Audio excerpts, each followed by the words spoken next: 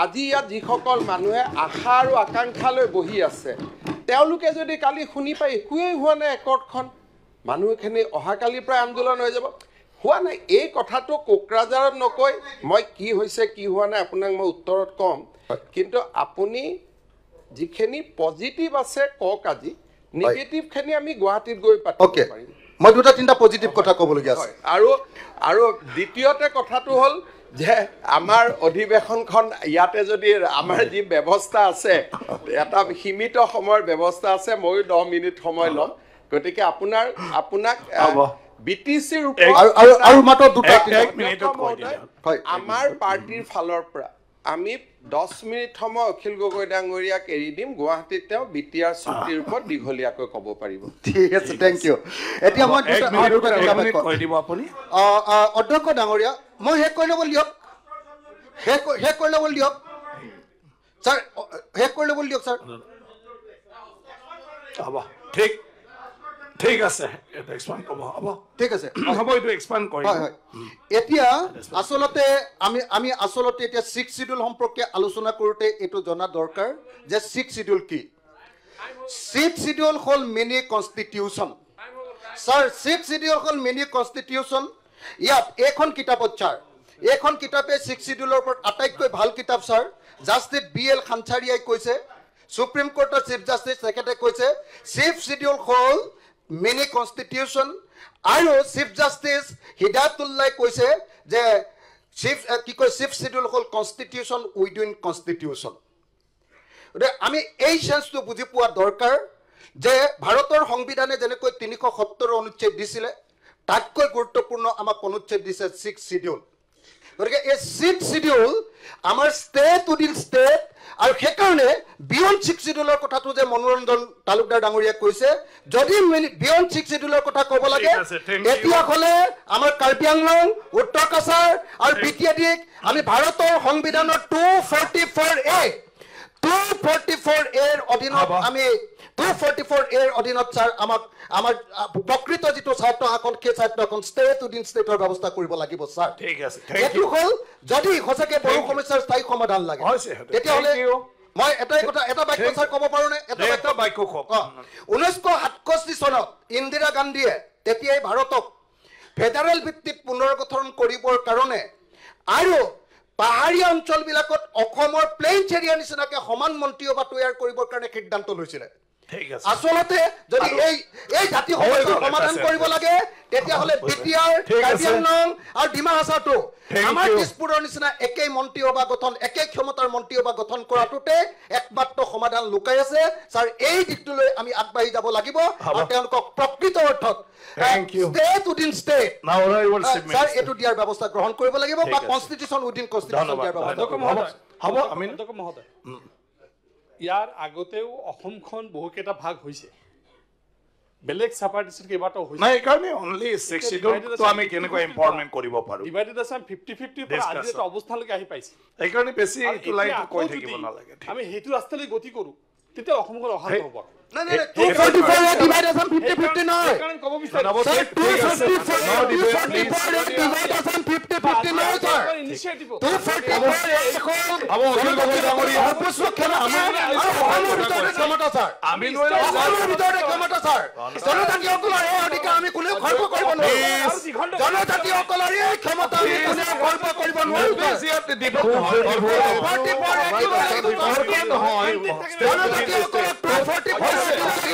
honorable member stay within the state হৈছে আপোনালোকৰ কথাখিনি ৰাখিলে অখিল গগৈ ডাঙৰীয়াই গোটেইটো অসমৰ আগন্তুক বিধানসভা নিৰ্বাচনক লক্ষ্য কৰি তেওঁ প্লিজ অল ভাষণ এটা দিব চেষ্টা কৰি আছে কথাটো হ'ল একেজন ব্যক্তিয়ে যেতিয়া আমি অৰুণাচল আৰু নাগালেণ্ডৰ লগত সীমা সমস্যা সমাধান কৰিব খুজিছিলোঁ তেতিয়া আপোনাৰ বক্তব্যবিলাক বিধানসভাত কি আছিলে আপুনি ভৱিষ্যতে মনত পেলাব গতিকে একেজনে ব্যক্তি যিজন ব্যক্তিয়ে এখন গাঁও অৰুণাচলক এৰি দিব নোখোজে এখন গাঁও নাগালেণ্ডক এৰি দিব নোখোজে সেইখন কেইজন ব্যক্তি কথাবিলাক আচলতে কিমান প্ৰাসংগিক সেইটো ইলেকশ্যন বাদ দিলে গম পোৱা যাব গতিকে আপুনি ইলেকশ্যনৰ কাৰণে কৰি আছে আমি সমাজ নিৰ্মাণৰ কাৰণে কৰি আছো মাননীয় অধ্যক্ষ মহোদয় দুই এটা কথা ইন্দিৰা গান্ধী ডাঙৰীয়ানীয়ে যেতিয়া ফেডাৰেল ষ্টেটৰ কথা কৈছিলে তেতিয়া তেওঁ বিচাৰিছিল যে উত্তৰ পূবখন দ্বিখণ্ডিত হ'ব নালাগে that proposal was prior to the creation of Meghalaya যেতিয়া মেঘালয়ৰ মানুহে ক'লে যে আমি ফেডাৰেল ষ্টেট নামানো আমাক নতুন ৰাজ্যই লাগিব তেতিয়া ইন্দিৰা গান্ধীয়ে সেই যেটো প্ৰস্তাৱ আছিল তাক তেওঁ সামৰণি মাৰি নাগালেণ্ড মেঘালয় এই গোটেই ৰাজ্যবোৰ ভগাই দি ইস্যুটো সিমানতে সামৰণি পৰি গ'ল তাক আৰু যে সেই কথাটো যদি আজিৰ পৰা ৭২ চনৰ আগতে আমিবিলাক যদি থাকিলোহেঁতেন আমি হয়তো নাগালেণ্ড মেঘালয় অৰুণাচলক ক'লোহেঁতেন আপোনালোকে ছেপাৰেট ষ্টেট নল'ব ইন্দিৰা গান্ধীয়ে ডাঙৰীয়ানীয়ে কৰি দিয়াৰ দৰে ফেডাৰেল ব্যৱস্থাটো কৰক সেই পৰ্যায়টো পাৰ হৈ গ'ল এতিয়া আমি কেইটামান আমাৰ ৰং কনচেপশ্যন প্ৰথম মই দূৰ কৰিছোঁ যে 6 শিডিউল এৰিয়াত চেণ্ট্ৰেল গভৰ্ণমেণ্টে কোনো টকা পইচা নপঠায় এইটো এটা যি ইয়াত ধাৰণা দিয়া হৈছে যে দিল্লীৰ পৰা টকা আহে টকাটো ৰাজ্য চৰকাৰে ধৰি ৰাখে 6 শিডিউল এৰিয়াক সম্পূৰ্ণ পুঁজি যোগান ধৰাৰ দায়িত্ব হ'ল ৰাজ্য চৰকাৰৰ ইয়াত central government doesn't give a single rupees গতিকে এই কথাটো আমাৰ মানুহৰ মাজত কিছুমান ভুল ধাৰণা যে দিল্লীয়ে টকা দিয়ে দিছপুৰে টকাটো ধৰি ৰাখে যেতিয়া আমি তথ্যৰ ভিত্তিত বক্তব্য নিদিওঁ সাধাৰণ জনজাতীয় লোকসকলৰ মনত ধাৰণা হ'ব যে দিছপুৰত কিবা এটা ৰাজনীতি কৰা হয় দিছ ইজ এ ট্ৰান্সপাৰেণ্ট গভৰ্ণমেণ্ট আৰু আপোনাক মই তথ্য সহকাৰে ইয়াত ক'ব খুজিছোঁ মুখ্যমন্ত্ৰী আসনৰ পৰা যে আজিকালি 6 শিডিউল বুলি আগতেও কোনো ধৰণৰ টকা পইচা ৰাজ্য চৰকাৰক দিয়া নহয় আমি আপোনালোকে যিমান কথা কৈছে মই খুব আদৰণি জনাইছোঁ যে কোকৰাঝাৰক বেছি টকা দিব লাগে ডিমা হাছাওক দিব লাগে কাৰ্বি আলঙক দিব লাগে অহাকালি যদি এছঅ'পিডিত মই 40 কোটি টকা বিজনেছ দিওঁ আৰু আপোনাক 20 কোটি দিওঁ প্ৰথম আপুনি আহি আপত্তি কৰে গতিকে আজি আমি সদনত এটা সিদ্ধান্ত লওঁ যে প্ৰত্যেকগৰাকী বিধায়কে নিজৰ নিজৰ 5 কোটি টকা কমাই দিব আৰু 6 শিডিউল এৰিয়াত পিডব্লিউ দিব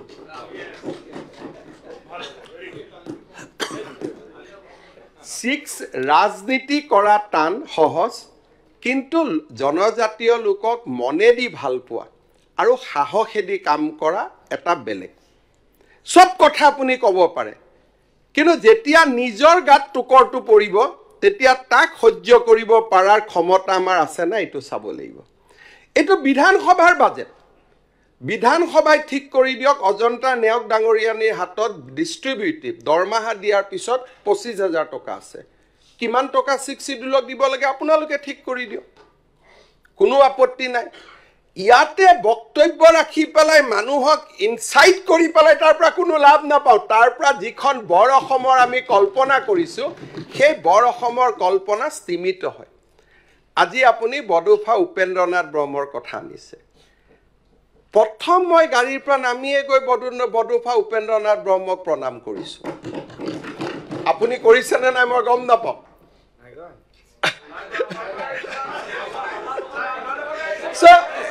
মই মাননীয় অধ্যক্ষ মই আপোনাক অভিযোগ দিয়া নাই মানুহৰ অন্তৰত এটা বেলেগ ধৰণৰ প্ৰথম যেতিয়া মোৰ ইয়াত কাৰ্যসূচী নাছিলে প্ৰমোদ বড়ো ডাঙৰীয়া মই আহিছোঁ প্ৰথম মই কৈছোঁ যে কাৰ্যসূচী আৰম্ভ হোৱাৰ আগতে মই উপেন্দ্ৰনাথ ব্ৰহ্মৰ প্ৰতিমূৰ্তিত যাম তাৰ পিছতহে মই বিধানসভালৈ যাম এই যে ইয়াত কোনো কাৰ্যসূচী নাই কিন্তু বডোফা উপেন্দ্ৰনাথ ব্ৰহ্মৰ জন্মদিনটো সমগ্ৰ অসমতে আজি আমি অসম চৰকাৰে ছাত্ৰ দিৱস হিচাপে পালন কৰাৰ সিদ্ধান্ত লৈছোঁ 31 মাৰ্চ আপুনি বডোফাৰ জন্মত আপুনি বুলি কোৱাটো বেয়া হৈছে অধ্যক্ষ মহোদয় সন্মানীয় বিধায়কে বডোফা উপেন্দ্ৰনাথ ব্ৰহ্মৰ জন্মদিনটোত আছে নাই মই নাজানো কেতিয়াও মই টুইট কৰা দেখা নাই বহি এটা আপুনি যিহেতু ইয়াতে প্ৰভোকেটিভ কথা কৈছে আপুনি যেটো মেডিসিন দিছে হেতু মেডিসিন দিয়ে মই আপোনাক উত্তৰ দিব খুজিছো যে 31 মাৰ্চ তাৰিখে বডুফা উপেন্দ্ৰনাথ ব্ৰহ্মৰ জন্মদিন চৰকাৰৰ কেলেণ্ডাৰত আছে যে অসম চৰকাৰে ছাত্ৰ দিৱস হিচাপে পালন কৰে অখিল গগৈ ডাঙৰীয়াৰ টুইটাৰৰ টাইমলাইন মই চাই আহিছোঁ কোনো এটা 31 মাৰ্চতে তেখেতে উপেন্দ্ৰনাথ ব্ৰহ্মৰ প্ৰতি শ্ৰদ্ধাঞ্জলি জনোৱা নাই মাননীয় অধ্যক্ষ মহোদয় বড়ো চুক্তিৰ তেখেতে যদি পঢ়ে যিখিনি আঁচনিৰ নাম তেখেতে গাই দিলে তাত কি লিখা আছে this is a illustrative list এখন সূচাংক now it is up to the Bodo leaders within the allocation of 1500 crores কোনকেইটা স্কিম তেওঁলোকে লয় আপুনি জানি ভাল পাব যে অসম চৰকাৰৰ ভাগত আছিলে 750 কোটি টকা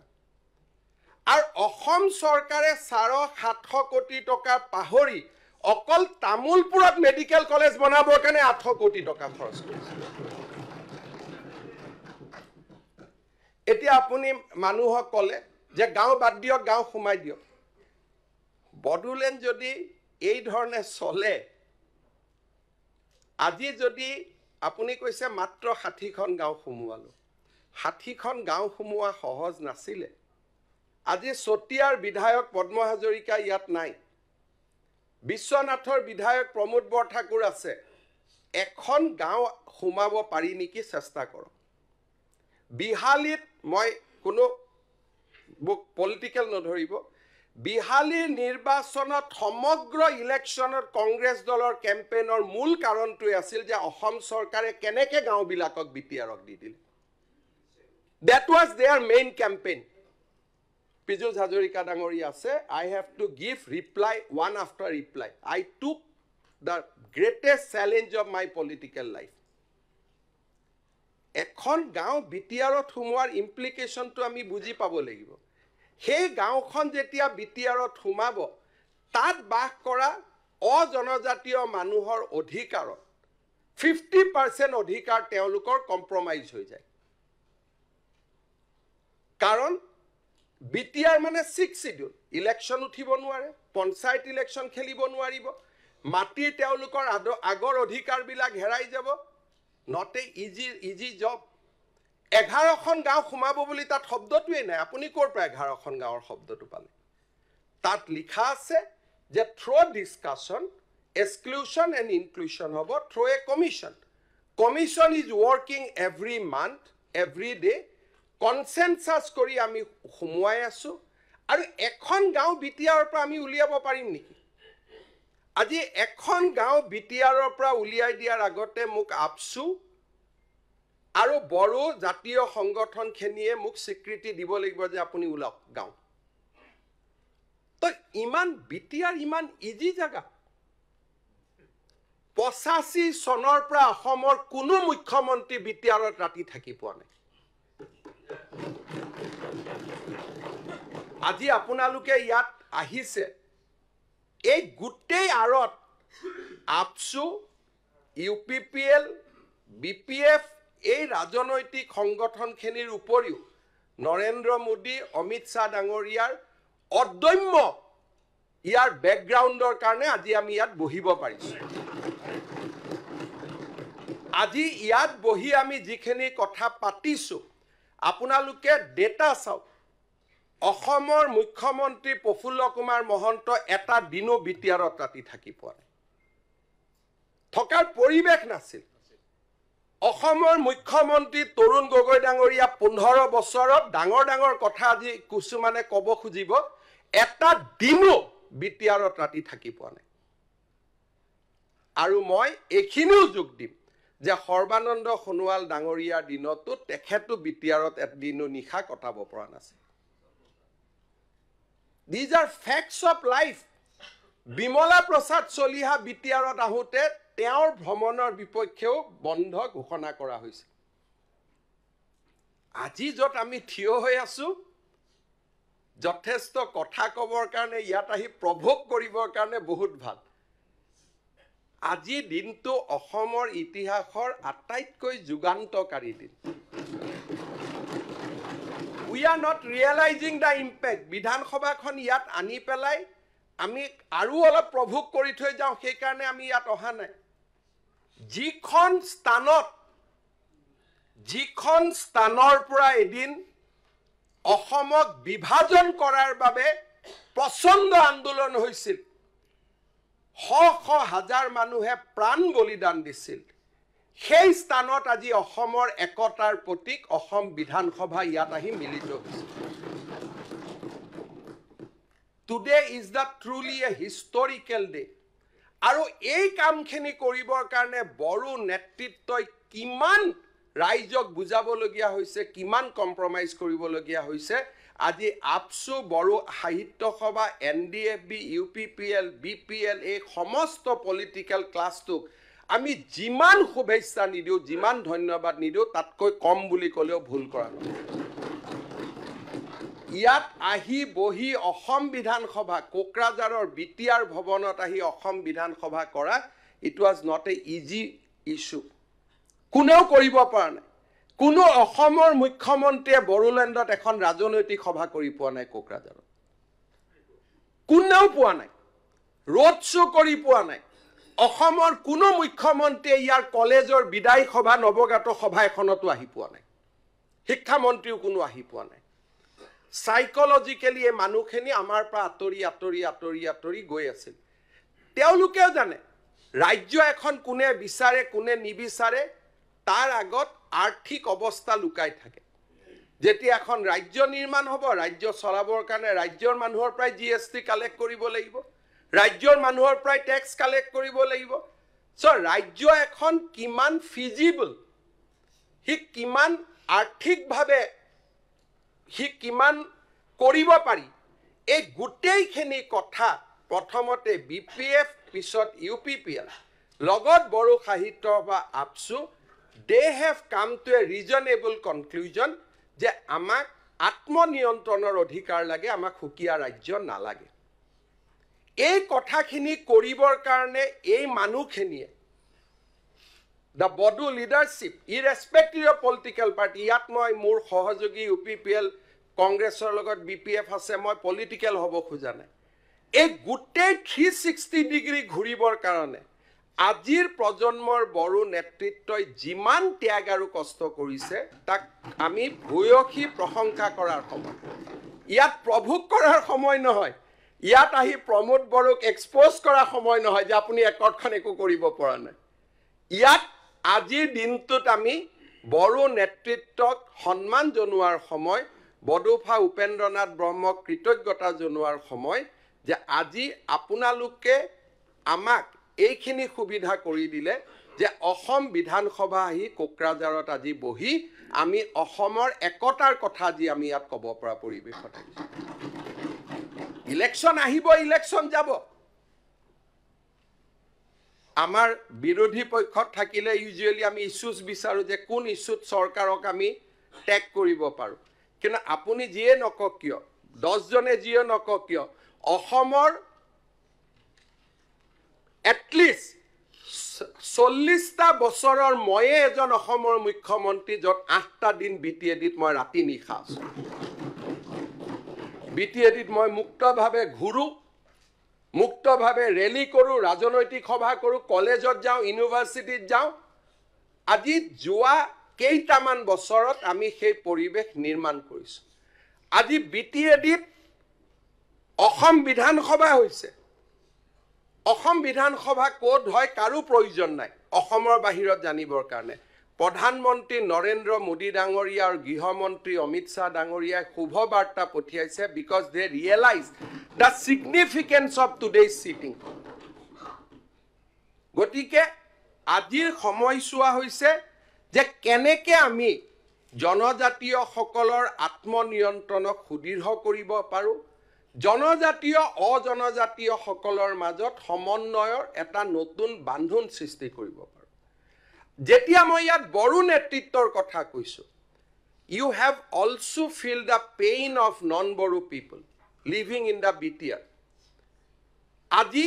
60টা সমষ্টিৰ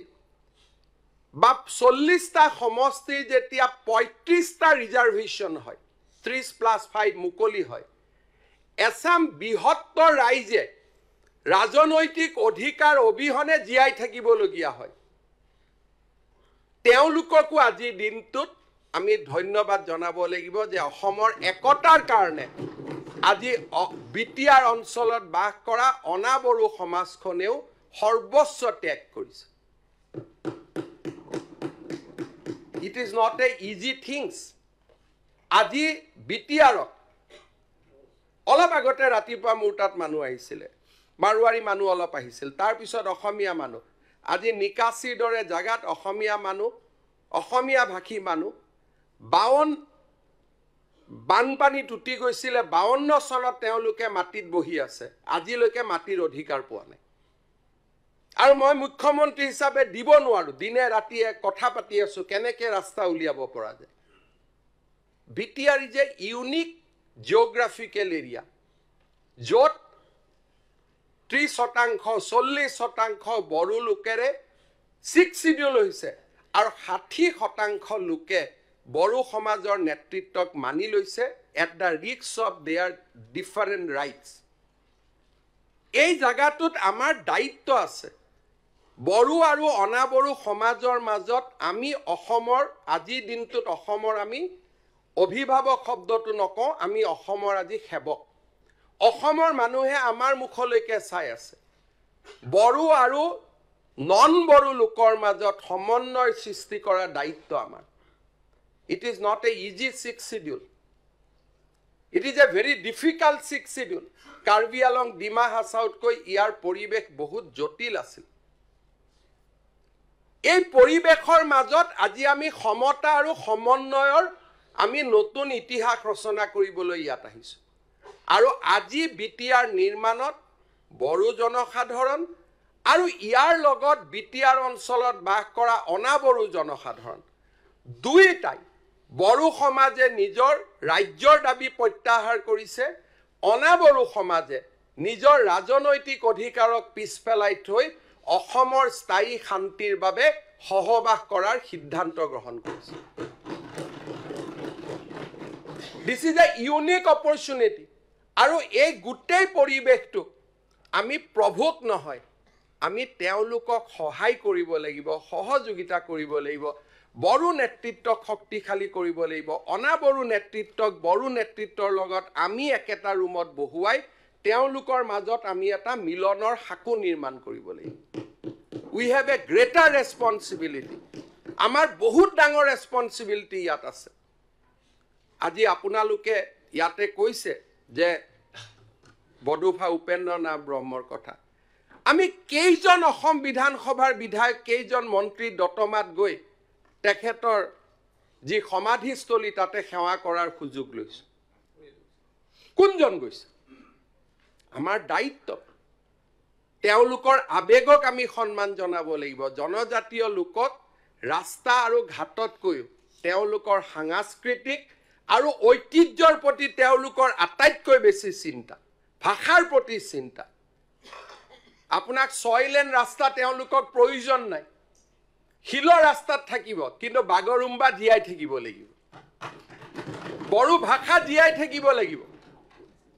These are very sensitive moment of our history. গতিকে মই সকলোকে ধন্যবাদ জনাম যে আজি আপোনালোক ইয়াত আহি উপস্থিত হৈছে যিকোনো কাম কৰিব যাওঁতে আজি ইয়াত অখিল গগৈ ডাঙৰীয়াই কৈছে যে 600 পৰা 800 কোটি টকা হৈছে আচলতে বাজেটটো তেনেকে নাচাই যদি আপুনি চাব যায় 800 কোটি টকা জেনাৰেল গ্ৰান্ট দিয়া হৈছে 250 কোটি টকা স্পেশাল গ্ৰান্ট দিয়া হৈছে তাৰ উপৰিও জেনাৰেল এৰিয়াৰ পৰা 500 কোটি টকা ৰাস্তাতে অকল দিয়া হৈছে বিপিএফৰ দিনত যি পাইছিল কংগ্ৰেছে যি পাইছিল তাতকৈ কেইবা মাইলো আমি ক্ৰছ কৰিছো অকল এই বছৰতে 600 কোটি জাগাত আপুনি কৈছে 1000 হ'ব লাগে এই বছৰত মোৰ যিমান দূৰ বিশ্বাস 1500 পৰা 1800 কোটি টকা তেখেতসকলক আমি দিছো Water resource পৰা 500 কোটি পিডব্লিউ ডিপাৰ্টমেন্টৰ পৰা 500 কোটি কোকৰাঝাৰত ষ্টেডিয়াম 150 কোটি কিমান কাম আমি কৰি আছো তাৰ কোনো হিসাব নাই কিন্তু এই কামখিনি কৰাৰ পিছতো মই কম যে আমি আৰু কৰিব লাগে উই শুড ডু মোৰ অলপ আগতে আমি PWD ৰাস্তা আছিল অলপ আগতে মই প্ৰমোদ বড়ো ডাঙৰীয়া দুৰ্গাদাস বড়ো ডাঙৰীয়াক একেলগে লগ কৰিছোঁ যে প্ৰমোদ বড়ো দুৰ্গাদাস বড়ো দুইজনকে মিলি মই 400 কোটি টকা দিম আপোনালোকে ঠিক ঠাক কৰি ৰাস্তাখিনি ভগাই লওক সব এইখন চৰকাৰ একেবাৰে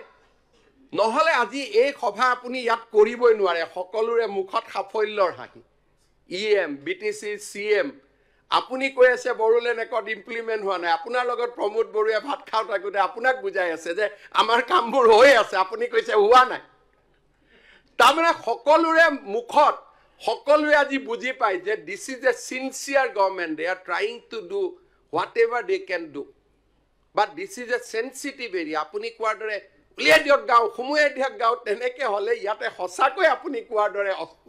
অস্ত্ৰৰ জনজননী আৰম্ভ হ'ব বড়ো সমাজক মৰম লাগে সন্মান লাগে আজি আপুনি বিশ্বাস কৰিব আপুনি কৈছে যে কি কৰিছে কোকৰাঝাৰত বড়োলেণ্ড ইউনিভাৰ্চিটি আছিল আজি একেখন এই সৰু কোকৰাঝাৰতে মই আৰু এখন কোকৰাঝাৰ ইউনিভাৰ্চিটি কৰাৰ প্ৰস্তাৱ দিছোঁ মাত্ৰ এই সৰু চহৰতে অসমত দুখন ইউনিভাৰ্চিটি হ'ব এটা আপুনি শুনাৰ পিছতে কালি মোক ক'ব যে শিৱসাগৰটো কৰিব লাগে বুলি আৰু যিমান কাম হৈ আছে মই যদি লিষ্টখন দিব যাওঁ কালি পৰহি বিধায়কসকলে মোক ক'ব এইবিলাকতো গমেই পোৱা নাছিলোঁ আমাৰ তাত কিয় হোৱা নাই বুলি এই সাফল্যৰ হাঁহি পুলিচ মিলিটাৰী একো নলগোৱাকৈ এই যে সকলোৰে মুখত আজি সাফল্যৰ হাঁহি দেখিছে this is absolutely hard work right from Prime Minister to the people of Bodoland আজি তেওঁলোকৰ কমপ্লিট বড়ো ওদালগুৰি কোকৰাঝাৰৰ সাম্প্ৰদায়িক সংঘৰ্ষ টুডে হোৱাট ইজ দেয়াৰ আজি কংগ্ৰেছ দলে কৃতিত্ব লয় যে সংখ্যালঘুৰ আটাইতকৈ আমি বন্ধু বুলি আজি মই একো ডেটা নকওঁ কিন্তু সৰ্বানন্দ সোণোৱাল আৰু হিমন্ত বিশ্ব শৰ্মা চৰকাৰৰ দিনত এটাও সাম্প্ৰদায়িক সংঘৰ্ষ হোৱা নাই এজনো মুছলমান লোকৰ মৃত্যু হোৱা বিটিআৰত these are pure statistics আৰু ষ্টেটিষ্টিক্সৰ ওপৰতো কোনেও কথা ক'ব নোৱাৰে আজি প্ৰথমবাৰৰ বাবে বড়ো ভূমিৰ ইলেকশ্যনত মুছলমান মানুহে মুকলিকৈ ভোট দিছে বঙালী মানুহে ভোট দিছে অসমীয়া মানুহে ভোট দিছে আৰু ভোট কাক দিছে বড়ো লেণ্ডৰ দুইটা পাৰ্টিকে দিয়া নাই কোনোবাই হয়তো কংগ্ৰেছক দিছে কোনোবাই নৱশৰণীয়াৰ পাৰ্টিক দিছে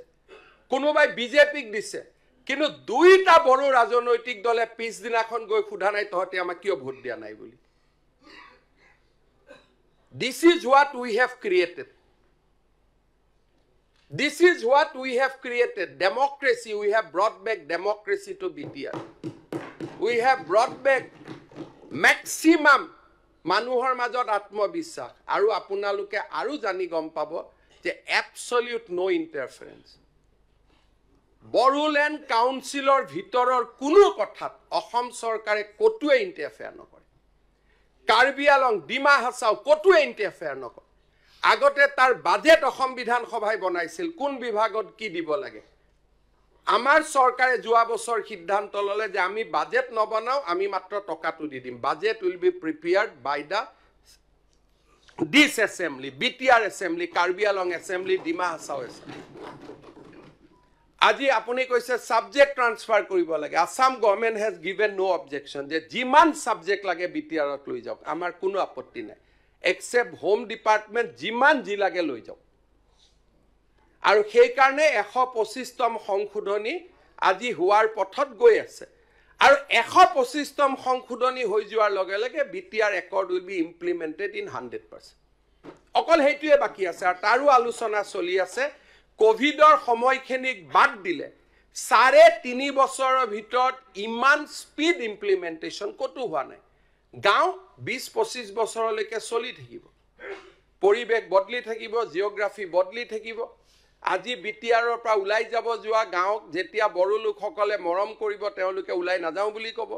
সোমাব খোজা গাঁওক বিটিআৰে ক'ব যে ঠিক আছে আমাক নালাগে আপসু ইজ চেঞ্জিং দেয়াৰ পজিশন আগতে আপসুয়ে কৈছিল 10% বড়ো মানুহ থাকিলেও আমাক গাঁও লাগে এতিয়া আপচুৱে কৈছে 100% বড়ো মানুহ থাকিলেহে আমাক গাঁও লাগে আমি আপচুক ধন্যবাদ দিব লাগিব যদি 2003 এনে ধৰণৰ কথা যদি আপচুৰ লগত পাতিব পৰা গ'লহেঁতেন আজি আৰু এখন নতুন বিটিআৰ আমি দেখা পালোহেঁতেন আজি শোণিতপুৰ বিশ্বনাথত যেতিয়া আমি কথা পাতিছোঁ আমি আপচুৰ লগত পাতিছোঁ যে বড়ো গাঁওখিনি লৈ লওক নন বড়ো গাঁও বা 50-50 গাঁও দিব নালাগে বাকী মানুহখিনিৰ কষ্ট হয় এণ্ড আপচু ৰিয়েলাইজ আপচুৱে ক'লে দাদা লাহে লাহে আমি কাম কৰি গৈ থাকিম এতিয়া আকৌ 15খন গাঁৱৰ তালিকা দিছে আৰু 15খন গাঁৱৰ তালিকা দিছে দে R working very closely with আছ প্ৰতিটো এক মাহত এবাৰ নহয় এবাৰ কোনোবা এজন মন্ত্ৰীয়ে তেওঁলোকক লগ পাই we are working in a matter of collaboration আমি যেহেতু ডিসাইড কৰিছো যে we are not enemy now we are not competitor we are collaborator বড়োলেণ্ডৰ উন্নয়নৰ আমি এতিয়া সমভাগী আমাৰ মাজত প্ৰতিযোগিতাই নাই যেতিয়া প্ৰতিযোগিতাই নোহোৱা হৈ যায় তেতিয়া তাত কোনো ধৰণৰ সমস্যাই নাহে আৰু সেই কাৰণে এই বড়োলেণ্ড একৰ্ড অসম চুক্তিক যেনেকে আমাৰ 85ত অসম চুক্তি হোৱাৰ পিছত আসুৰ লগত প্ৰতিদ্বন্দ্বী মনোভাৱ লোৱাৰ কাৰণে কোলাবৰেটিভ মনোভাৱ নোলোৱাৰ কাৰণে অসম চুক্তিখন সফল নহল বড়ো চুক্তিক আমি প্ৰথম দিনাৰ পৰা আৰু যদি পুৰণা আৰু দূৰ আগলৈকে মনত পেলাও 2003ত যেতিয়া বড়ো চুক্তি স্বাক্ষৰিত হয় হাগ্ৰামা মহিলাৰী সিএম আছিল বড়ো চুক্তিৰ প্ৰথম বৰ্ষৰ দিনা অল সাবজেক্ট ট্ৰান্সফাৰৰ নোটিফিকেশনখন ময়ে পকেটত লৈ আহি ইয়াত হস্তান্তৰ কৰিছো because I am very sensitive যে আমি জনজাতীয় লোকসকলক তেওঁলোকৰ সন্মান দিব লাগিব সেই কাৰণে আজিৰ অসম বিধানসভা ইয়াত অনুষ্ঠিত কৰাৰ একমাত্ৰ উদ্দেশ্য আছিল যে বড়ো নেতৃত্বক যি দলৰ নহওক যি অনুষ্ঠানৰ নহওক ইৰেসপেক্টিভ অফ পলিটিক্যাল এফিলিয়েশন হিয়া উজাৰি অভিনন্দন জনোৱা যে আপোনালোকে এখন নতুন অসম নিৰ্মাণত আমাক সহযোগিতা কৰিছে আজি অসম বিধানসভাৰ পবিত্ৰ মজিয়াৰ পৰা মই বডুফা উপেন্দ্ৰনাথ ব্ৰহ্মৰ প্ৰতি আকৌ এবাৰ শ্ৰদ্ধাঞ্জলি জনাইছো আৰু বড়ো নেতৃত্বক আশ্বাস দিছো যে বড়ো চুক্তিক আখৰে আখৰে পালন কৰিবলৈ আমাৰ প্ৰচেষ্টা অব্যাহত থাকিব ইয়াৰ লগতে বড়োলেণ্ডত বাস কৰা যিসকল বড়ো জনগোষ্ঠীৰ লোক নহয় তেওঁলোককো আমি আশ্বাস দিছো যে আপোনালোকৰো ৰাজনৈতিক অৰ্থনৈতিক সাংস্কৃতিক অধিকাৰ আমি সুৰক্ষিত কৰিম বড়ো আৰু অনাবড়ো দুইটা শব্দ নোহোৱা কৰি আমি ইয়াতে এখন এনেকুৱা বিটিআৰ নিৰ্মাণ কৰিব খোজো যিখন বিটিআৰ অসমৰ উন্নয়নৰ প্ৰতীক হৈ পৰে অসমৰ বিকাশৰ নতুন প্ৰতীক হৈ পৰে সময় লাগিব পুৰণা ঘা তাক লাহে লাহে ধুই পখালি ঠিক কৰোতে সময় লাগিব কিন্তু আজি আমাৰ চৰকাৰৰ দিনতে বড়ো ভাষাক আমি আপ টু হায়াৰ সেকেন্ডাৰীলৈকে লৈ গলো আজি আমাৰ চৰকাৰৰ দিনতে বড়ো লেণ্ডৰ বাহিৰৰ বড়োসকলৰ কাৰণে আমি ওয়েলফেয়াৰ কাউন্সিল নিৰ্মাণ কৰিছো ভাবিব নোৱাৰা কাম হৈছে আজি ইয়াত আমি সেই কাৰণে মই সকলোকে এটাই অনুৰোধ কৰিছো যে আজি দিনটো বডুফা উপেন্দ্ৰনাথ ব্ৰহ্মৰ প্ৰতি শ্ৰদ্ধাঞ্জলি জনোৱাৰ সময় বড়োলেণ্ডক শক্তিশালী কৰাৰ সংকল্প লোৱাৰ সময় আৰু বড়োলেণ্ডক বড়ো আৰু অনাবড়োৰ সমন্বয়ৰ এক মূৰ্ত প্ৰতীক হিচাপে নিৰ্মাণ কৰাৰ সংকল্প লোৱাৰ সময় আৰু মই বিশ্বাস কৰোঁ আজি অসম বিধানসভাখনক যি ধৰণে বড়োভাষী ৰাইজে আদৰি ল'লে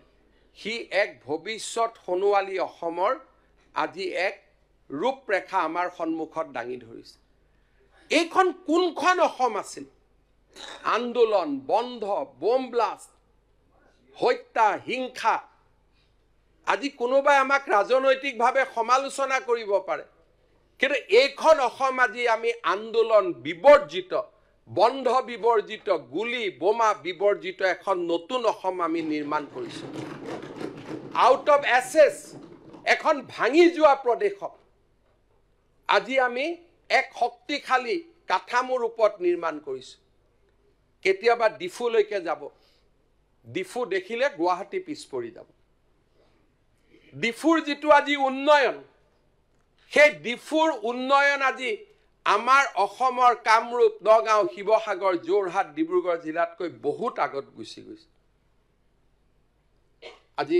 আপোনালোক যেতিয়া ডিফুত যাব আজিকালি আমাৰ চৰকাৰী ডাঙৰ ডাঙৰ বিষয়াসকল ডিফুত ৰাতি পৰিয়ালক লৈ থাকিব যায় we have changed that আজি কাৰ্বি নেতৃত্ব সমালোচনা কৰে কথাই কথাই আমাৰ মানুহে কয় এওঁলোকে টকা খায় ডিমাচা পাহাৰত টকা যায় কাৰ্বি পাহাৰত টকা যায় একেটা টকা দি ডিফুত যিমান ধুনীয়া ষ্টেডিয়াম নিৰ্মাণ হয় একেটা টকা দি আমাৰ সমষ্টিত সিমান ধুনীয়া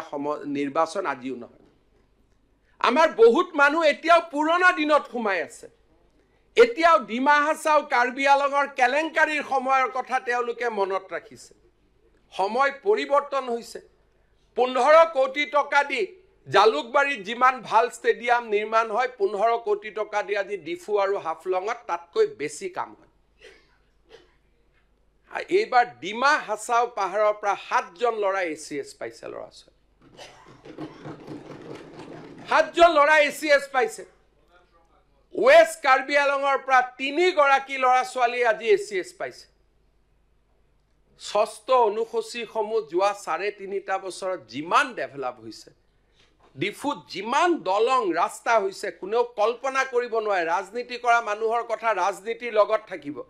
কিন্তু কোনোবা এজন মানুহক লৈ যাওক যোন 10 বছৰ আগতে কাৰ্বি আলঙত গৈছিল আৰু আজি তেওঁ কাৰ্বি আলঙলৈকে যাওক তেওঁ পৰিবেশৰ পৰিৱৰ্তন নিজে দেখা পাব মই ইয়াত বিশেষ ক'বলগীয়া নাই কাৰণ these are all matter of records আজি ডিমা হাছাও যি পৰিৱৰ্তন হৈছে ডিমা হাছাওখনত আজি মানুহে মানিব আৰম্ভ কৰিছে যে ডিমা হাছাওখনে অসমৰ এক নেক্সট শিলং হ'ব গৈ আছে আজি আমি নাযাওঁ কাৰণে গম নাপাওঁ আজি কোনোবা ইয়াত কোকৰাঝাৰত আজি বহুত দিনৰ মূৰত যিসকল আহিছে তেওঁলোকে ভাবিব পাৰে নেকি ইমান ডাঙৰ ডেভেলপমেণ্ট কোনোবাই ভাবিব পাৰে নেকি যে বিটিআৰত ইমান ডাঙৰ এছেম্বলি বিটিআৰ ইউনিভাৰ্চিটি বিটিআৰত কোকৰাঝাৰ ইউনিভাৰ্চিটি মানুহে ভাবিব নোৱাৰে এইখনতে মেডিকেল কলেজো আছে কোকৰাঝাৰত ইঞ্জিনিয়াৰিং কলেজ আছে এতিয়া সিআইটি আছে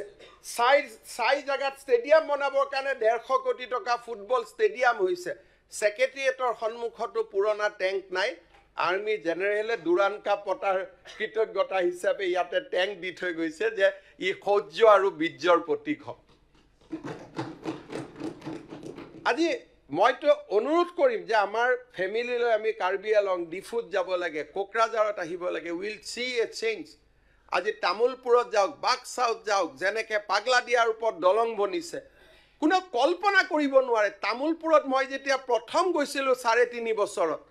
আৰু আজি 3.5 বছৰ পিছত তাত মেডিকেল কলেজ ৰাষ্ট্ৰপতিৰ ভ্ৰমণ গৃহমন্ত্ৰীৰ ভ্ৰমণ বিএছএফৰ অৰ্ডিনেন্স ফেক্টৰী পাগলাদিয়াৰ ওপৰত দুখন দলং তামুলপুৰ জিলা আমি ভাবিব নোৱাৰা পৰিৱৰ্তন হৈছে শান্তি এনে অহা নাই কোনোবাই মানুহে ভাবে যে এনে শান্তি আহিলে নেকি আজি লাহে লাহে এই 6 শিডিউল এৰিয়াবিলাকত যেনেকৈ শান্তি উভতি আহিছে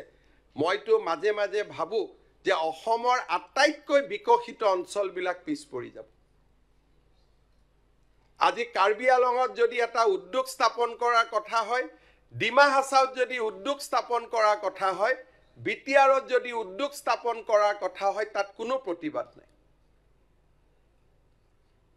মানুহে আদৰণি জনায় যে হয় আমাৰ ইয়াত ডেভেলপমেণ্ট লৈ আহক এই 3খন জায়গা মই আজি মানুহটো কিমান দিন থাকে নাথাকে মানুহে নাজানে 25 বছৰ পিছত মই থাকিম আৰু নাথাকিম মই নাজানো কিন্তু মই আজি এটা কথা প্ৰেডিক্ট কৰিব পাৰো যে Karbi Along Dima Hasao and BTR these 3 parts of Assam will be the most prosperous region in days to come কাৰণ ইয়াত মানুহৰ মানসিকতাৰ অসম্ভৱ পৰিৱৰ্তন হৈছে অগ্নিবীৰ আৰ্মি সিআৰপিএফ আটাইতকৈ ইয়াৰ পৰা বেছি নিযুক্তি হয় আমিবোৰ এতিয়াও ভাবি আছো ইয়াত আমি আহিছো যে নহয় we have come for a very developed district and we want to say something যে মানুহৰ মনত ভাল লগা চকলেট লজেন্স চলপৰ কথা কৈ থওঁ যে নো দে আৰ ডুইং কম্পিটিশ্যন উইথ আছ আজি বডোলেণ্ড ইউনিভাৰ্চিটি যিমান ফাষ্ট পৰিৱৰ্তন হৈছে অসমৰ নতুন কোনো এখন বিশ্ববিদ্যালয় ইমান ফাষ্ট পৰিৱৰ্তন হোৱা নাই আজি বড়ো ল'ৰা ছোৱালীয়ে যি ধৰণে BPO ITO যি ধৰণে কাম কৰিছে আমিবোৰ কেতিয়াবা পিছ পৰি যাম মই পিছ পৰি যোৱা বুলি নকওঁ কাৰণ I don't want to make a comment যিটো ফেকচুৱেলি কিমান সঁচা মিছা মই নাজানো কাৰণ I am speaking on perception আজি আটাইতকৈ অসমৰ বিকশিত অঞ্চললৈ এই অঞ্চলবিলাক ৰূপান্তৰিত হৈ আছে অসমৰ আটাইতকৈ পিছপৰা অঞ্চল আন্দোলন বিবৰ্জিত পৰিৱেশ আজি শান্তিৰ এক হাকুলৈ পৰিণত হৈছে বিটিআৰৰ পৰা এবাৰ 50 জন লৰাই যোৱা বছৰ ACS পাইছে 50 students has cleared APSC আজি সময় হৈছে বিটিআৰৰ বাসীক ধন্যবাদ জনোৱা অভিনন্দন জনোৱা আৰু তেওঁলোকৰ উন্নয়নৰ বাবে আমি আকৌ নতুনকৈ আমি নিজক নিয়োজিত কৰা মই পবিত্ৰ সদনক জনাব খুজিছো যে আমাৰ লোকসভাত ৰাজ্যসভাত বিবেচিত হৈ থকা 125 নম্বৰ সংবিধান সংশোধনীয়ে বিটিআৰলৈ এক মূলভূত পৰিৱৰ্তন আনিব প্ৰথমবাৰৰ বাবে ফাইনেন্স কমিশন আজি অলপ আগতে মই অখিল গগৈ ডাঙৰীয়াৰ প্ৰশ্নৰ উত্তৰ দিছো যে ভাৰত চৰকাৰে 6 শিডিউলত এটকাও নিদিয়ে কিন্তু 125তম সংবিধান সংশোধনী গৃহীত হোৱাৰ লগে লগে ফাইনেন্স কমিশনৰ পৰা 6 শিডিউললৈকে টকা হা আৰম্ভ হ'ব আৰু তাক আমি ক্ষিপ্ৰভাৱে কৰিবৰ কাৰণে আৰু অকল অসমৰ 6 শিডিউল নহয় আমি একেলগে কাম কৰিছো যাতে ত্ৰিপুৰা মেঘালয় সকলোৰে 6 শিডিউল খেনিলৈ ডাইৰেক্ট ফান্ড ফ্লো হয় আৰু আমি ভাবো যে আমি সফল হ'ব পাৰিম 125তম সংবিধান সংশোধনী আৰম্ভ হোৱাৰ লগে লগে 60টালৈকে বিটিআৰৰ সিট বাঢ়িব লগতে বিটিআৰত বাস কৰা অজনজাতীয় লোকসকলেও যাতে শাসন ক্ষমতা পাব পাৰে তাৰ কাৰণে প্ৰত্যেকটো VCDC আৰু মিউনিসিপালিটি ইলেক্টেড বডিলৈ ৰূপান্তৰ হ'ব আজি আমি এক ডাঙৰ পৰিৱৰ্তনৰ কাৰণে কাম কৰিছো আৰু যেতিয়া আমি ডাঙৰ পৰিৱৰ্তনৰ কাৰণে কাম কৰো it should be slow it should be steady যদি গাড়ীখন জোৰে চলাব খুজু ই এক্সিডেন্ট হ'ব কাৰণ this is a very sensitive area লাহে লাহে লাহে লাহে যোৱাকালি আসুৰ লগত মোৰ মিটিং হৈছিল মোক কৈছিল যে চতুৰ্থ ভাষা প্ৰৱৰ্তন কৰিব লাগে 4 সূত্ৰীয় ভাষা ইংৰাজী হিন্দী অসমীয়া বড়ো মই কৈছো নো যেতিয়ালৈকে বড়ো সাহিত্য সভাই নকব আমি সেই ৰাস্তাত নাযাওঁ because we want to take every step with caution যাতে আমাৰ এটা ভুল সিদ্ধান্তই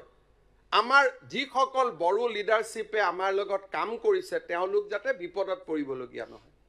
মই আকৌ কৈছো I am being a political ইয়াত সদনত দুইটা ৰাজনৈতিক দলৰ মানুহ আছে আমি কাকো বিপদত পেলাব খোজা নাই we want to take every step লাহে লাহে লাহে লাহে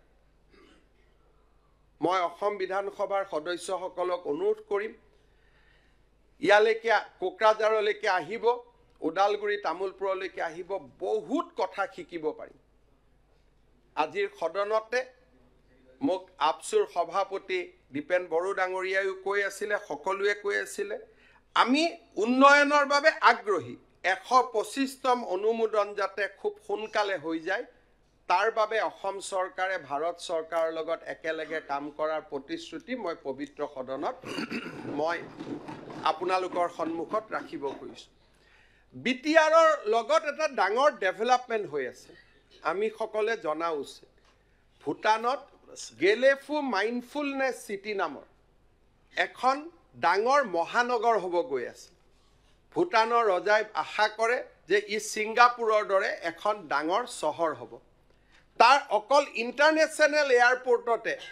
তেওঁলোকে প্ৰায় 8,000 কোটি টকা খৰচ কৰিব খুজিছে and total investment in Gelefu will be more than 1 lakh crore ভুটানৰ মোৰ যাত্ৰাৰ পিছত ভুটানৰ ৰজাই মোক কৈছে যে গেলেফুতটো সুপাৰ ৰিচ সকল আহি থাকিব উদ্যোগ কত কৰিব ব্যৱসায় কত কৰিব ভুটানৰ ৰজাই মোক কৈছে যে আপুনি এই সময়ৰ লগত সুযোগ ৰাখি বিটিআৰটো ডেভেলপ কৰক এতিয়া আমি সিদ্ধান্ত লৈছো যে গেলেফুৰ লগে লগে আমি দাঁতগাড়ী যাতে গেলেফুৰ ব্যৱসায়টো আমি দাঁতগাড়ীত ল'ব পাৰোঁ আমি দাঁতগাড়ীক উন্নয়নৰ বাবেও আমি কাম কৰাৰ বাবে সিদ্ধান্ত লৈছোঁ মই আগতে কৈছোঁ যে চিৰাং এণ্ড কোকৰাঝাৰ এই দুইখন জিলাই অসমৰ প্ৰতিখন জিলাক পিছ পেলাই থৈ যাব ইয়াত যিটো আমি আহি কৈছোঁ টকা দি দিয়ক ইটোক দি দিয়ক আমি হাত পাতিব লাগিব এদিন যে আমাক দিয়ক কাৰণ ইয়াত যিটো ডেভেলপমেণ্টৰ পেচ আছে আৰু মানুহে বিকাশ বিচাৰিছে আটাইতকৈ ডাঙৰ কথা গেলেফু হৈ যোৱাৰ পিছত চিৰাং আৰু দাঁতগিৰি অসমৰ আটাইতকৈ বিকশিত জিলালৈ ৰূপান্তৰিত হ'ব মেবি ইকুইভেলেণ্ট টু গুৱাহাটী কাৰণ গোটেই ভূটানত তেওঁলোকৰ যিটো ডেভেলপমেণ্ট 8 কিলোমিটাৰ দূৰত চিৰাং মানুহৰ ঈৰ্ষাৰ কেন্দ্ৰবিন্দু হৈ পৰিব যদি ভূটানে তেওঁলোকৰ মিছনত সফল হ'ব পাৰে আমি কি কৰিব খুজিছোঁ গুৱাহাটীৰ পৰা গেলেফুলৈকে আমি ৰেল লাইন বহাব খুজিছোঁ দাঁতগিৰি হৈ যাতে that can be captured আৰু মই ভাবোঁ যে আমাৰ অসম এডভান্টেজ সামিটৰ সময়ত গৃহমন্ত্ৰী আমাৰ ৰেল মন্ত্ৰী ডাঙৰীয়াই এই ঘোষণা কৰিব পাৰিব 10খন কলেজ আমি প্ৰভিন্সিয়েলাইজ কৰিছোঁ এইবাৰ আমি বিধানসভাত প্ৰাদেশিকৰণৰ আইন আনোতে বড়ো চুক্তিৰ 6.3 ক্লজক আৰু অলপ কেনেকৈ আমি শক্তিশালী কৰি ইমপ্লিমেণ্ট কৰিব পাৰোঁ তাৰ কাৰণে আমি কাম কৰিব খুজিছোঁ ইয়াৰ লগে লগে মানে স্যাৰ অধ্যক্ষ ডাঙৰীয়া মানে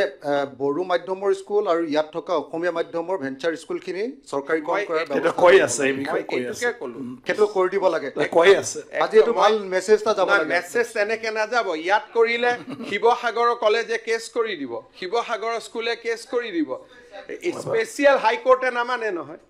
আপুনি গতিকে মোক কৰিব দিয়ক মই কৰি আছোঁ সুন্দৰ কৰি যাতে ক'তো বাধা নহয় 10খন কলেজক প্ৰাদেশিকৰণ কৰিলোঁ এটাও কোৰ্টত কেছ নহ'ল because I am taking step logically আৰু তেখেতসকলক বিশ্বাসত লৈ লাহে লাহে কৰি গৈ আছোঁ গতিকে গোটেই কামখিনি কোৰ্টত কেছ নোহোৱাকৈ গৈ আছে অসম একদম সৰু কথা চব গৈ আছে সৰু আজি আমি এতিয়া কাৰিগাঁৱৰ পৰা কোকৰাঝাৰলৈ আহিলোঁ এই ৰাস্তাটো আমি 4 লেন বনাবৰ কাৰণে সিদ্ধান্ত গ্ৰহণ কৰিছোঁ কোকৰাঝাৰৰ পৰা কাৰিগাঁৱলৈকে যোৱা ৰাস্তাটো আমাৰ ভূটানৰ নেশ্যনেল হাইৱেৰ পৰা সৰলপাৰালৈকে যোৱা ৰাস্তাটো আমি 4 লেন বনাব খুজিছোঁ ফৰেষ্টখিনি 3 লেন বাকীখিনি 4 লেন আজি এই ধৰণৰ অসম মালাৰ আটাইতকৈ ডাঙৰ ইনভেষ্টমেণ্ট বিটিআৰত হৈ আছে ওদালগুৰিত আজি আমি বড়োলেণ্ড ইউনিভাৰ্চিটিৰ এখন কেম্পাছ আমি বনাব খুজিছোঁ আৰু 2027 চনত ওদালগুৰিত আমি এখন মেডিকেল কলেজো নিৰ্মাণৰ কাম হাতত ল'ম These are all in our proposals আপুনি যিটো 700-400 কোটি দেখুৱাইছে এইবিলাক বিট কৰি আমি কেতিয়াবাই পাৰ কৰিলোঁ সেইবোৰ সেইকাৰণে ইয়াত কোনো এজন বিটিআৰৰ MLA কোৱা নাই যে আমাক পইচা দিয়া নাই আমাক চোৱা নাই because they knows the story that we are আজি বাজেটতো আমি কৈছোঁ যে আমি তেনেকৈ আগবাঢ়ি গৈ আছোঁ বিটিআৰত যেনেকৈ আমি আগবাঢ়ি গৈছোঁ কাৰ্বি আংলঙত ডিমা হাছাও জিলাৰ ৰাস্তা বনাবৰ কাৰণে মই ৱৰ্ল্ড বেংকৰ পৰা 4,000 কোটি টকা আনিছোঁ 4,000 crores for one district কোনোবাই কল্পনাও আমি কৰিব নোৱাৰোঁ 6 শিডিউলৰ কাৰণে আমি ইমান কাম কৰিছোঁ যে ডিমা হাছাও জিলাৰ গোটেইকেইটা ৰাস্তা নিৰ্মাণ কৰাৰ কাৰণে 4,000 কোটি টকা এটা নন্দিতা গাৰ্লুচাৰ এটাই সমষ্টি তাত দুটা সমষ্টি এটাই সমষ্টি 4,000 কোটি টকা আৰু কাৰ্বি পাহাৰত আজি দিনটোত নাই বুলিও 3,000 কোটি টকাৰ ওপৰৰ ৰাস্তাৰ কাম হৈ আছে ভাবিব নোৱাৰা সেইকাৰণে যেতিয়া আমি গুৱাহাটীত যাম আলোচনা কৰি মই আজি ইয়াত ক'ব খোজা নাই আমি গোটেই কাগজ বনাব আমি আপোনালোকক তথ্য সহকাৰে ক'ব পাৰিম আজিৰ মাত্ৰ এই বিধানসভাখনৰ উদ্দেশ্য অধ্যক্ষ মহোদয়ৰ প্ৰচেষ্টাত আমি একতাৰ প্ৰতীক হিচাপে আজি ইয়াত আহিছোঁ বাকি আলোচনাটো আমি গুৱাহাটীতো গৈ কৰি থাকিব পাৰিম আজি মাত্ৰ ইয়াত আমি আহিছোঁ বডোফা উপেন্দ্ৰনাথ ব্ৰহ্মৰ প্ৰতি অসম বিধানসভাৰ আনুষ্ঠানিক শ্ৰদ্ধাৰ্ঘ্য নিবেদন কৰাৰ কাৰণে Today formally we are paying our tributes to Bodofa Upendranath ব্ৰহ্ম তেখেতে এটা পিছপৰি যোৱা জাতি কেনেকৈ এক আগশাৰীৰ জাতিলৈ ৰূপান্তৰ কৰিব পাৰি এটা নিষ্পেষিত জাতিসত্তাক কেনেকৈ আটাইতকৈ উন্নত শীৰ্ষলৈ লৈ যাব পাৰি তাৰ প্ৰমাণ হিচাপে বড়ো জাতিক আজি নিৰ্মাণ কৰাৰ প্ৰেৰণা দিছিল আৰু যি ধৰণে উপেন্দ্ৰনাথ ব্ৰহ্মই বড়ো জাতিক নিৰ্মাণ কৰিলে সেই পথ যদি আমি সেই পথেৰে আগুৱাই যাবলৈ চেষ্টা কৰোঁ অসমৰ প্ৰতিটো জাতিসত্তাৰ বিকাশ হ'ব গতিকে মাননীয় অধ্যক্ষ মহোদয় কৃতজ্ঞ অসমবাসী ৰাইজৰ হৈ আজিৰ এই দিনটোত মই বডোফা উপেন্দ্ৰনাথ ব্ৰহ্মক ধন্যবাদ কৃতজ্ঞতা শ্ৰদ্ধাঞ্জলি নিবেদন কৰিছোঁ আৰু বডোফা উপেন্দ্ৰনাথ ব্ৰহ্মৰ সমাধিক আমি ৰাজ্যিক সমাধি পৰ্যায়লৈ উন্নত কৰাৰ বাবে প্ৰস্তাৱ গ্ৰহণ কৰিছোঁ তেখেতৰ সমাধিস্থলীক আমি এক সুন্দৰ আৰু ৰাজ্যিক পৰ্যায়ৰ এক পৰ্যায়লৈ আমি লৈ গৈ আৰু তেখেতৰ জন্ম দিৱসটো ৰাজ্যিক পৰ্যায়ত ৰাজ্য চৰকাৰে সদায় দতমাত পালন কৰাৰ বাবে তেখেতৰ সমাধিত অনুষ্ঠান হিচাপে পালন কৰাৰ বাবে ৰাজ্যৰ সাংস্কৃতিক বিভাগে কাম কৰিব ইয়াৰ লগে লগে তেখেতৰ জন্ম দিৱসটো আমি পালন কৰি আহিছোঁ আৰু আমি প্ৰত্যেক দিনাই ছাত্ৰ দিৱস হিচাপে পালন কৰিম দুটা কথাৰে মই সামৰণি মাৰিম মই এটা কথা আকৌ এবাৰ কৈছোঁ যে যি ধৰণে সংবিধান সংশোধনীৰ প্ৰস্তাৱ আছে আৰু যি ধৰণে বৰ্তমানৰ পৰিৱেশ সেই পৰিৱেশে এটা কথা স্পষ্ট কৰি দিয়ে যে বিটিআৰৰ নেতৃত্ব সদায় বড়োভাষী ৰাইজৰ লগত থাকিব কাৰণ যদি ৬০টা সমষ্টিৰ ৪৫টা সমষ্টি শিডিউল ট্ৰাইবৰ কাৰণে ৰিজাৰ্ভেশ্যন তাৰ মানে ইয়াৰ ৰাজনৈতিক অধিকাৰ সদায় বড়ো লোকসকলৰ মাজত থাকিব তেওঁলোকৰ দায়িত্ব হ'ব অনাবড়ো লোকসকলক মৰমৰ চকুৰে চোৱা তেওঁলোকৰ দায়িত্ব হ'ব তেখেতসকলকো সমাজৰ প্ৰতিটো পৰ্যায়তে আগুৱাই লৈ যোৱা মই অসমবাসী ৰাইজৰ হৈ আমাৰ বিটিআৰত বাস কৰা অনাবড়ো লোকসকলৰ কল্যাণ আৰু কুশলৰ দায়িত্ব বড়ো জনগণৰ ওচৰত অৰ্পণ কৰিব খুজিছোঁ কাৰণ তেখেতসকলৰ কল্যাণৰ কথা চিন্তা কৰা অসমৰ মুখ্যমন্ত্ৰী হিচাপে মোৰ দায়িত্ব কিন্তু বিটিআৰত মোৰ সীমিত ক্ষমতাৰ বাবে এই দায়িত্ব মই পালন কৰিবলৈ অসমৰ্থ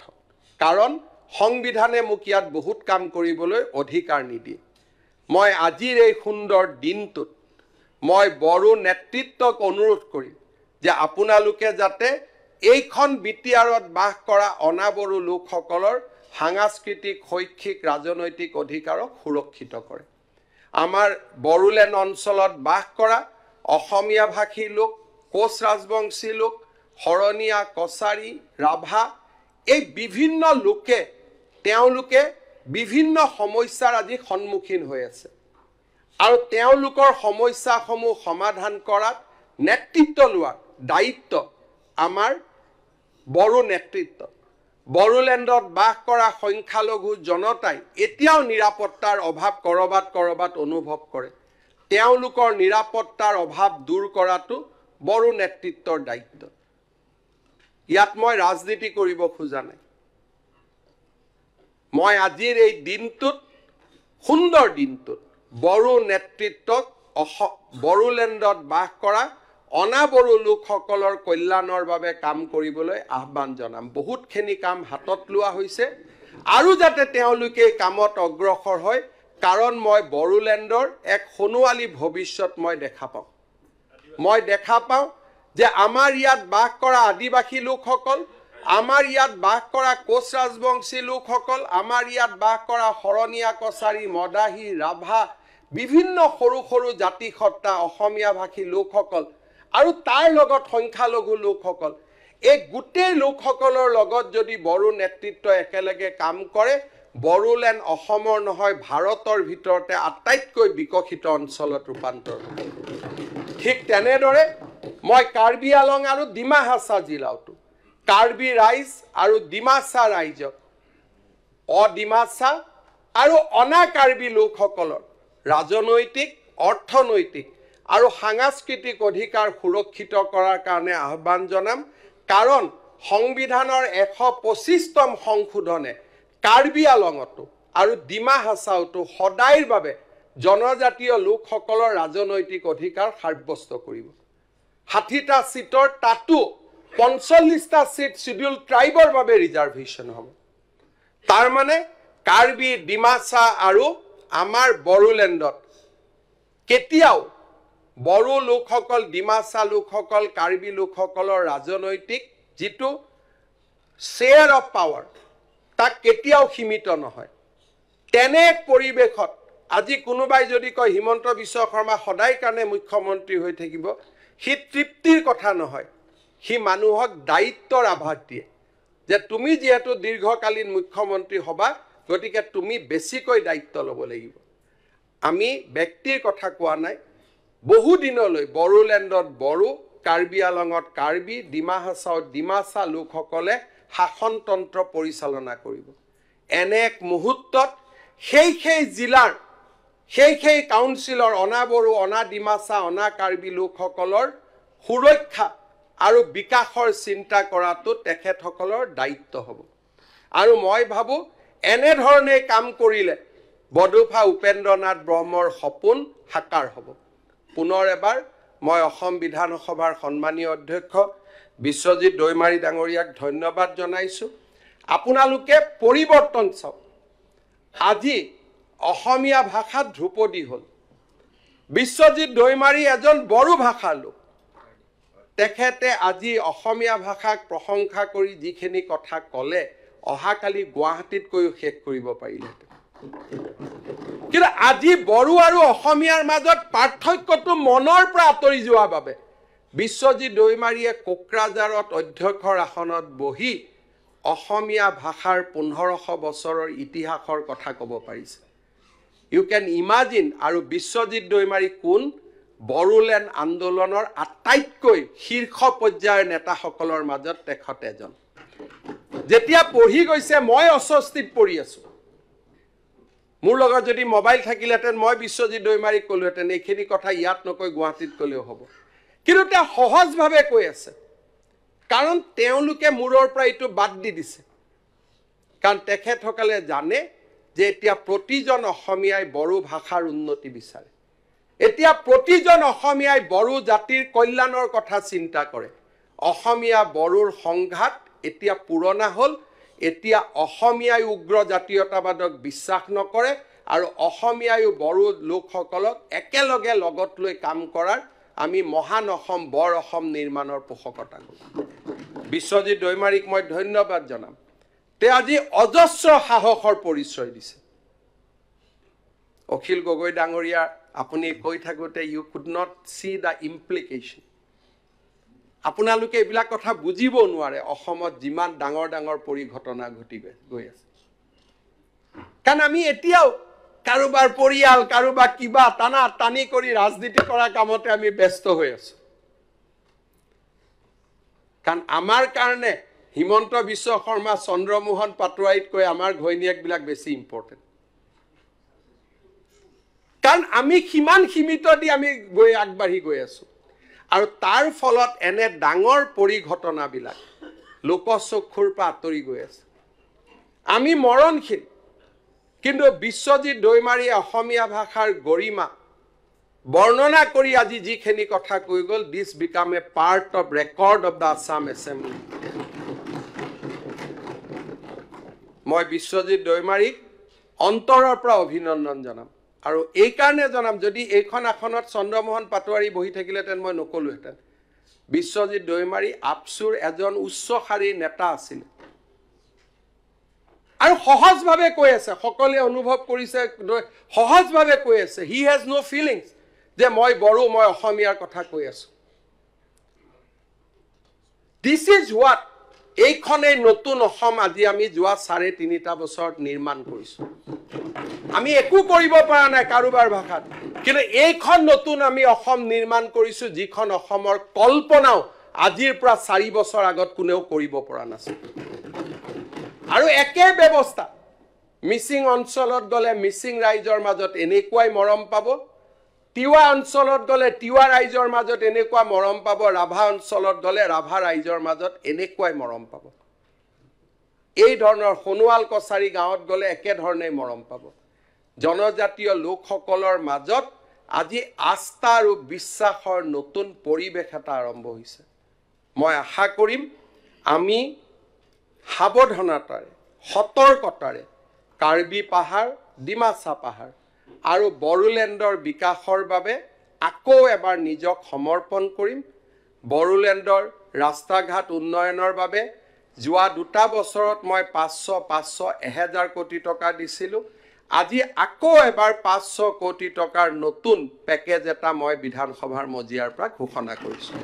আমাৰ বিধায়কসকলৰ লগত ইতিমধ্যে মই কথা বতৰা পাতিছোঁ আধা তালিকা বিধায়কসকলে দিব আধা তালিকা বিটিআৰে দিব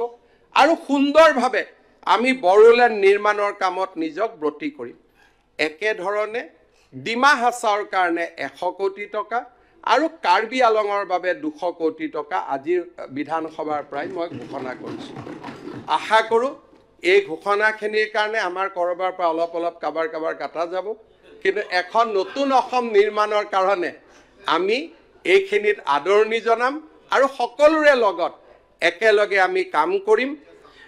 অধ্যক্ষ মহোদয় আজিৰ দিনটো আপুনি এক নতুন ইতিহাসৰ সাক্ষী হ'ল আপোনাক মই বহুত ধন্যবাদ জনাইছোঁ আকৌ এবাৰ ৰিপিটেশ্যন কৰিছোঁ যিখন স্থানত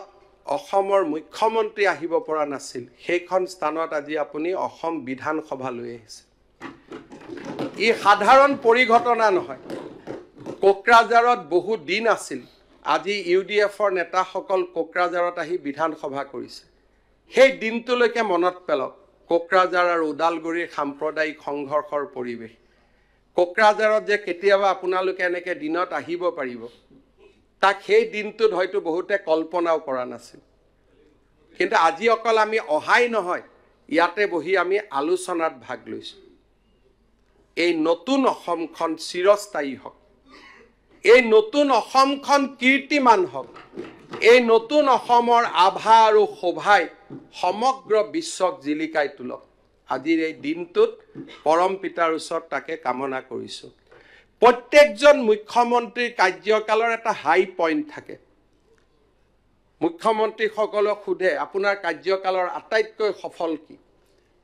কোনোবাই ক'ব মই এইমছ আনিছোঁ কোনোবাই ক'ব মই ব্ৰহ্মপুত্ৰৰ ব্ৰিজ আনিছোঁ কোনোবাই ক'ব মই কোভিড কৰিছোঁ মোৰ মুখ্যমন্ত্ৰীৰ কাৰ্যকালৰ আটাইতকৈ উল্লেখযোগ্য গৌৰৱময় দিন হৈ থাকিব কোকৰাঝাৰত অসম বিধানসভাৰ অধিৱেশন this is the high point of my career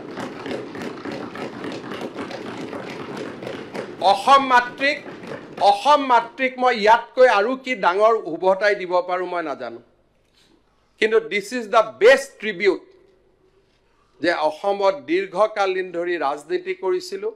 অসমৰ মানুহৰ মাজত থাকি ৰাজনীতি কৰি অসমৰ মুখ্যমন্ত্ৰীৰ আসন মই শুৱনি কৰিবলৈ সক্ষম হৈছিলোঁ যেতিয়া মোক কোনোবাই মৃত্যুৰ পিছত ভগৱানে সুধিব what you have return back to Assam এখন একত্ৰিত অখণ্ডিত অসমক আজি মই কোকৰাঝাৰত বিধানসভাৰ অধিৱেশন পাতি নতুন প্ৰজন্মৰ বাবে আহিবলগীয়া প্ৰজন্মৰ বাবে আমি উপহাৰ হিচাপে থৈ গ'লোঁ ইয়াক সংৰক্ষণ কৰাৰ দায়িত্ব আমাৰ ইয়াক সংবৰ্ধন কৰাৰ দায়িত্ব আমাৰ ইয়াক আমি বড়ো কাৰ্বি ডিমাচা লোকসকলক মৰম চেনেহ সন্মানৰ দৃষ্টিৰে আৰু তাৰ লগত তিনিওখন কাউন্সিলত বাস কৰা অনা বড়ো অনা কাৰ্বি অনা ডিমাচা লোকসকলৰ অধিকাৰক সুৰক্ষিত কৰি আমি এই তিনিখন কাউন্সিলকে আগুৱাই লৈ যাম এখন নতুন অসম নিৰ্মাণ কৰিম এখন বিশাল অসম নিৰ্মাণ কৰিম তাকে সংকল্প লৈ পুনৰ এবাৰ বডোফা উপেন্দ্ৰনাথ ব্ৰহ্মক শ্ৰদ্ধাঞ্জলি জনাই অধ্যক্ষ মহোদয় আপোনাক ধন্যবাদ জনাই মই মোৰ বক্তব্যৰ সামৰণি মাৰিছোঁ